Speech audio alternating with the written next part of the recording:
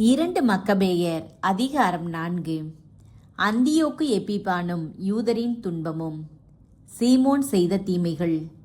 தன் சொந்த நாட்டுக்கு எதிராக நிதியை பற்றி அறிவித்த சீமோன் ஓனியாவை பற்றி பழி தூற்றினான். ஓனியாவே எளியதோரை தூண்டிவிட்டவர் என்றும் இந்த கேட்டுக்கெல்லாம் அவரே காரணம் என்றும் கூறினான். நகரின் புரவலரும் தம் நாட்டு மக்களின் காவலரும் திருச்சட்டத்தின் மீது பற்றார்வம் மிக்கவருமாய் விளங்கிய ஓனியாவை அரசுக்கு எதிராக சூழ்ச்சி செய்பவர் என்று கூறத் துணிந்தான்.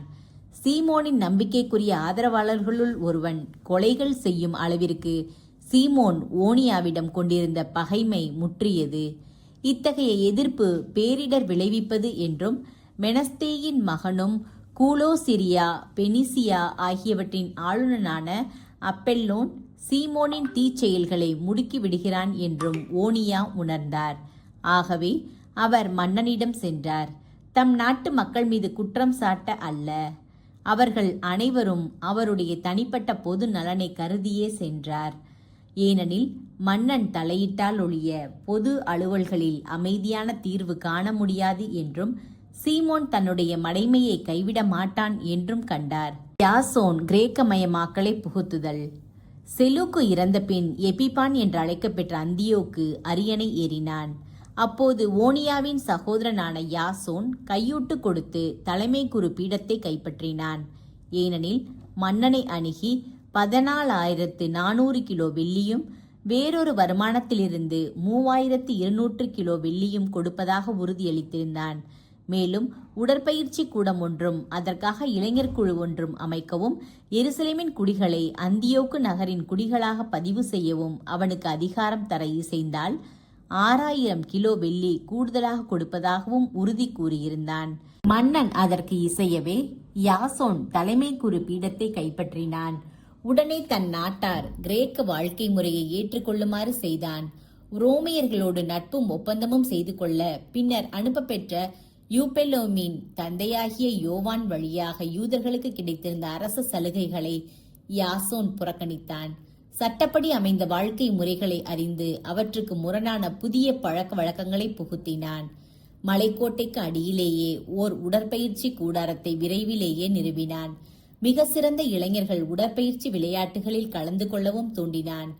இறை பற்றில்லாதவனும் உண்மையான குரு அல்லாதவனுமான யாசோனின் அளவு மீறிய தீச்செயலால் கிரேக்க வாழ்க்கை முறை மீதும் வெளிநாட்டு பழக்க வழக்கங்கள் மீதும் மக்கள் கொண்டிருந்த போர் ஆர்வம் உச்சகட்டத்தை அடைந்தது. அதனால் குருக்கள் பலிபீடத்தில் பலி செய்வதில் ஆர்வம் காட்டவில்லை. மாறாக கோவிலை வெறுத்தார்கள், பலிகளை புறக்கணித்தார்கள். அடையாள ஒளி கேட்டவுடன் சட்டத்துக்கு முரணான பயிற்சிகளில் பங்கு கொள்ள விளையாட்டரங்குக்கு ஓடினார்கள்.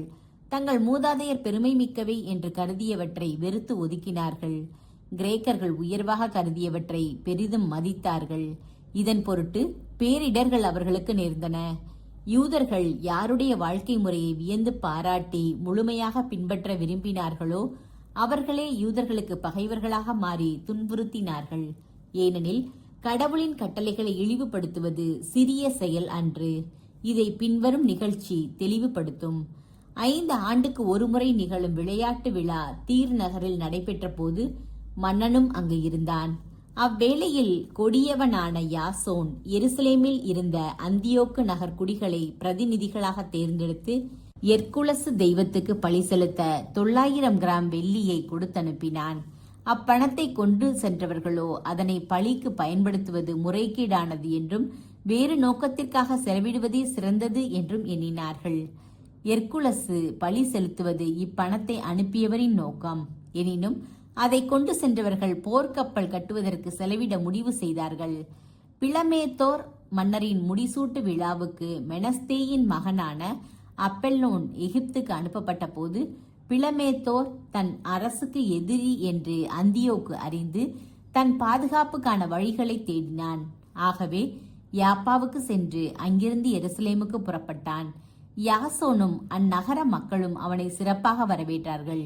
தீவட்டிகளோடும் முழக்கங்களோடும் உள்ளே அழைத்து சென்றார்கள். பின்பு அவன் பெனிசியாவுக்கு தன் படையுடன் சென்றான். மெனலா தலைமை குருவாதல். 3 ஆண்டுகளுக்கு பின் மன்னனுக்கு பணம் கொண்டு செல்லவும் உடனடியாக கவனிக்க வேண்டியவை பற்றி மன்னனின் முடிவுகளை அறிந்து வரவும் சீமோனின் சகோதரனான மெனலாவை யாசோன் அனுப்பி வைத்தான். மன்னன் முன்னிலையில் மெனலா வந்தபோது தன்னை அதிகாரம் உள்ளவனாக காட்டிக்கொண்டு அவனை அளவு மீறி புகழ்ந்தான். யாசோன் கொடுத்ததை விட 12 டன் வெள்ளி மிகுதியாக கொடுத்து தலைமை குரு பீடத்தை தனக்கென்று கைப்பற்றி கொண்டான். மன்னனின் ஆணையை பெற்றுக்கொண்டு திரும்பிய அவனிடம் தலைமை குருவுக்குரிய தகுதியே இல்லை. கொடுங்கோலனுக்குரிய சினமும் காட்டு விலங்குக்குரிய சீற்றமும் மட்டுமே இருந்தன. இவ்வாறு தன் சகோதரனை அகற்றிய யாசோனும் வேறொருவனால் அகற்றப்பட்டு அம்மோன் நாட்டுக்கு அகதியாக துரத்தப்பட்டான். மெனலா தொடர்ந்து தலைமை குருவாக இருந்த போதிலும் தான் மன்னனுக்கு கொடுப்பதாக உறுதியளித்திருந்த பணத்தை செலுத்தவில்லை. மலைக்கோட்டைக்கு தளபதியான சோசித்திராத்து வரி தண்டும் பொறுப்பும் உடையவனாதலால் மெனலாவிடம் இருந்து பணத்தை கேட்டுக்கொண்டே இருந்தான். இது தொடர்பாக மன்னன் அவ்விருவரையும் தன்னிடம் அழைத்தான். தலைமை குரு மெனலா தன் சகோதரனான லிசிமாக்கை தன் பதிலாளாய் விட்டு சென்றான். சைப்ரஸ் நாட்டு படைத்தலைவனான கிராத்துவை தன் பதிலாளாய் சோசித்திராத்துக்கு ஏற்படுத்தினான். ஓனியா கொலை செய்யப்படுதல். நிலைமை இவ்வாறு இருக்க மன்னன் தன் காமக்கிழத்தியான அந்தியோக்குக்கு தர்சு, மல்லோத்தா ஆகிய நகரங்களை அன்பளிப்பாக கொடுத்திருந்ததால் அந்நகரங்களின் மக்கள் கிளர்ச்சி செய்தார்கள். ஆகவே மன்னர் உயர் பதவி வகித்தோருள் ஒருவரான அந்திரோனிக்கை தன் பதிலாளாய் விட்டுவிட்டு குழப்பத்தை தீர்க்க அந்நகரங்களுக்கு விரைந்து சென்றான். ஆனால் மெனலா இதுவே தக்க வாய்ப்பு என்று எண்ணியவனாய் கோவிலுக்கு சொந்தமான பொற்கலன்கள் சிலவற்றை திருடி அந்திரோனிக்கு அன்பளிப்பாக கொடுத்தான். மற்ற கலன்களை தீர் நகரிலும் சுற்றியிருந்த நகர்களிலும் ஏற்கனவே விற்றுவிட்டான். இவை முற்றிலும் உண்மை என்று ஓனியா அறிய வந்த பொழுது அந்தியோக்கு நகருக்கு அருகில் தாப்னேயில் இருந்த தூய இடத்தில் அடைக்கலம் புகுந்த பின் மெனலாவை பொதுவில் கடிந்து கொண்டார். எனவே அந்திரோனிக்கை மெனலா தனியே சந்தித்து ஓனியாவை கொல்லும்படி வேண்டினான். அந்திரோனிக்கு ஓனியாவிடம் சென்று நண்பனைப் போல் நடித்து நயமாய் பேசி ஆணையிட்டான்.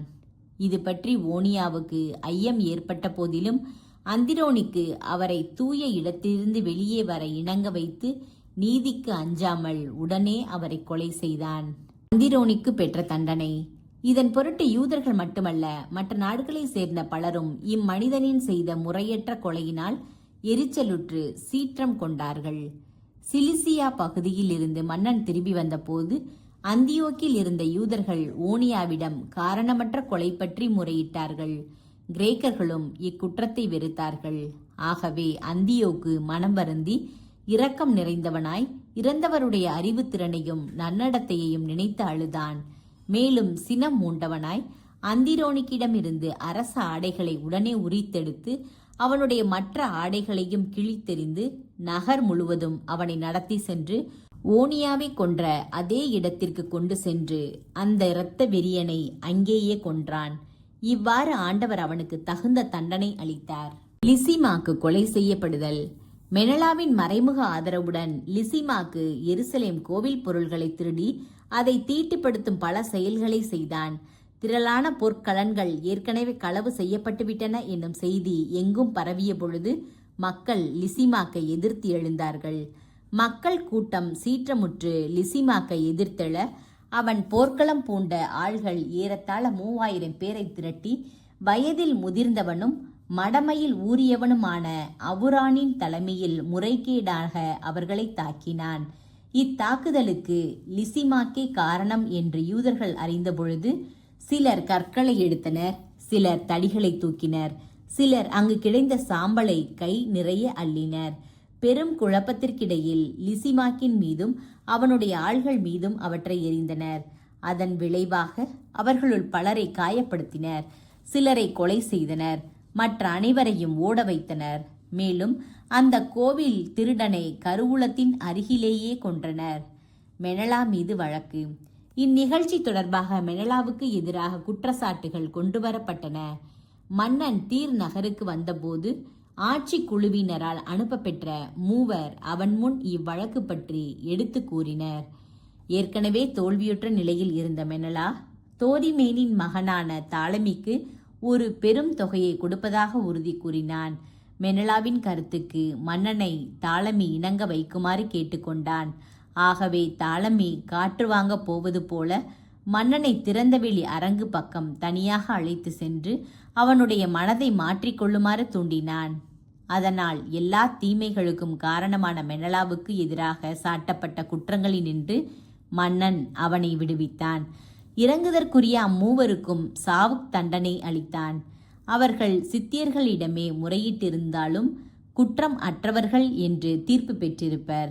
இவ்வாறு நகரத்திற்காகவும் மக்களுக்காகவும் கோவிலின் கலன்களுக்காகவும் குரல் எழுப்பியவர்கள் உடனடியாக முறையற்ற தண்டனைக்கு உள்ளானார்கள். இதன் பொருட்டு தீர் நகரத்தார் கூட இக்குற்றத்தினை வெறுத்து அவர்களுடைய அடக்கத்திற்கு தாராளமாய் உதவினர். ஆனால் அதிகாரம் செலுத்தியவர்களின் பேராசையால் மெனலா பதவியில் தொடர்ந்தான். தீமை செய்வதில் ஊறிப்போய் தன் சொந்த மக்களுக்கு எதிராகவே கொடிய சூழ்ச்சி செய்து வந்தான்.